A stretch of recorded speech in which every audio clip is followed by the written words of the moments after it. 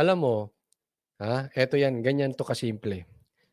Dati si Marcos walang inatupag kung hindi magreklamo diyan sa Smartmatic na yan, sa Smart Magic na yan.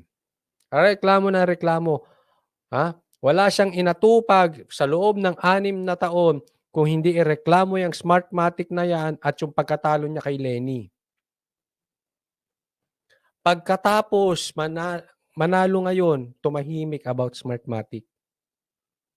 May katulad yan. Merong katulad yan. Sino? Ang mainstream media. Kuda ng kuda ng kuda ng kuda ng kuda. Nung nanalo si Marcos, tumahimik. Ang mainstream media. Kuda ng kuda ng kuda ng kuda ng kuda. Nung nanalo si Marcos, tumahimik. Ano meron? Di ba dati kasama natin ang mainstream media nakikipaglaban? Sa hustisya at sa mga pang-aapi ng mga politiko? Sa mga tambaluslos? Ngayon, tahimik sila. Parehas sila ni Marcos.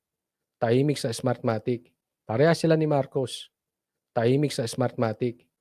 Ewan ko pa sa inyo kung kayo hindi pa kayo nadala. Kung kayo ay nauto dati, uto-uto lang kayo.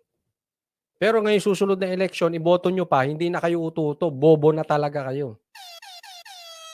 2 beses ka inuto, hindi bobo ka na pagka binoto mo pa yung mga ganyan. Diretsahan na po. Kasi yung ibang kabobohan ginawang karir. Hindi po ginagawang karir ang kabobohan.